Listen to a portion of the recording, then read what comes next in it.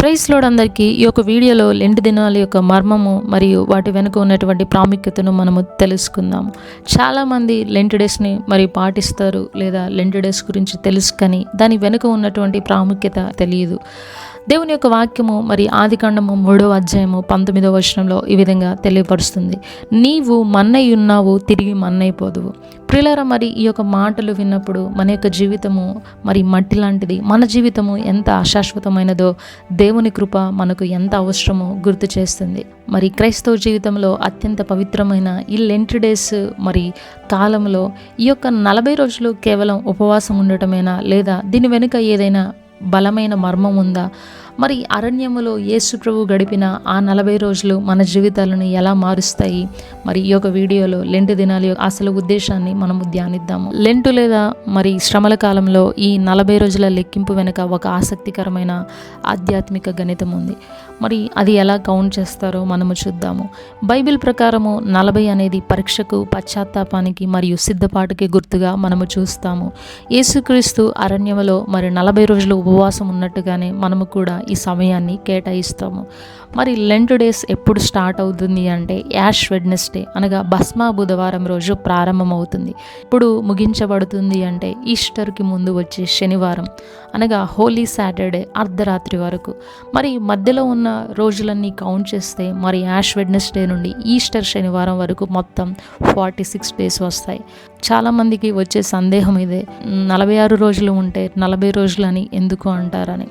క్రైస్తవ విశ్వాసము ప్రకారము ప్రతి ఆదివారము ప్రభు దినము. ఇది యేసుక్రీస్తు పునరుద్ధానానికి గుర్తు. ఆదివారాలు ప్రభు దినాలుగా పరిగణించబడతాయి కాబట్టి వాటిని ఉపవాస దినాలుగా లేదా శ్రమల దినాలుగా లెక్కించరు. కాబట్టి మొత్తం 46 రోజుల్లో నుండి ఆ 6 ఆదివారాలను మినహాయిస్తే మిగిలేది ఖచ్చితంగా 40 రోజులు. అందుకే దీనిని 40 రోజుల లెంట్ కాలము అంటారు. లెంట్ అంటే ఏంటి? దాని గురించి చూసినట్లయితే లెంట్ అనే పదం లెంగ్త్ అనే పదం నుండి వచ్చింది. ఇది వసంతకాలాన్ని సూచిస్తుంది. యాష్ వెడ్నెస్డే నుండి ఈస్టర్ వరకు ఈ 40 రోజులు సాగుతాయి. అసలు ఈ 40 సంఖ్య ప్రాముఖ్యతను మనము చూసినట్లయితే బైబిలులో మోషే కొండపై 40 రోజులు ఉన్నాడు. ఇజ్రాయేలీలు 40 ఏళ్ళు అరణ్యములో నడిచారు. ముఖ్యంగా మన రక్షకుడైన యేసుక్రీస్తు అరణ్యంలో 40 రోజులు ఉపవాసం ఉండి సాతానును జయించాడు. దీని వెనుక ఉన్నటి మర్మం ఏంటి? ఈ 40 రోజులు మన ఆత్మను పరీక్షించుకోవడానికి, మన పాపాలను ఒప్పుకొని దేవుని వైపు తిరగడానికి కేటాయించబడిన సమయము. ఈ 40 డేస్ మనము ఏమి చేయాలి? లెంట్ కాలంలో 3 ప్రధాన విషయాలు ఉన్నాయి. 1 ప్రార్థన, 2 ఉపవాసము, 3 ధర్మ కార్యాలు. ప్రార్థన దేవునితో మన అనుబంధాన్ని పెంచుకోవటం, లేదా కేవలం దేవుని నుండి మనము ఆశించడమే కాదు, కానీ దేవుని స్వరాన్ని వినడానికి ప్రయత్నించాలి. 2వది ఉపవాసము. ఇది కేవలం ఆహారం మానేయటం కాదు, కానీ మనకు ఇష్టమైన వ్యసనాలను, చెడ్డ అలవాట్లను, అనవసరపు మాటలను వదిలివేయటం, శరీరాన్ని దేవుని యొక్క సన్నిధిలో నలగగొట్టి మన యొక్క ఆత్మను దేవుని సన్నిధిలో బలపరుచుకోవాలి. 3వది ధర్మ కార్యాలు చేయాలి. క్రీస్తు ప్రేమను ఇతరులకు చూపడం, మనకున్న దానిలో లేని వారికి సహాయము చేయాలి.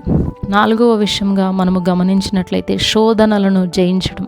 అరణ్యములో యేసు ప్రభువు ఆకలితో ఉన్నప్పుడు సాతాను ఆయనను శోధించాడు. కానీ ప్రభువు మనుషుడు రొట్టె వలన మాత్రమే కాదు, కానీ దేవుని నోట నుండి వచ్చు ప్రతి మాట వలనను జీవించునను వాక్యముతో జయించాడు. మన జీవితానికి మనము అన్వయించుకున్నట్లయితే ఈ 40 రోజుల్లో సాతాను మనల్ని కూడా శోధిస్తాడు.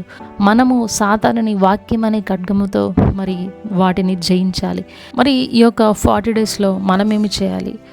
మనలో ఉన్నటువంటి లోకాశలను వదిలివేసి, మనలో ఉన్నటువంటి చెడు కార్యాలను వదిలేసి దేవుని సన్నిధిలో మనల్ని మనము తగ్గించుకొని శరీరాశల్ని శరీరాన్ని నలగగొట్టుకొని క్రీస్తులో మనము లీనమైపోవాలి.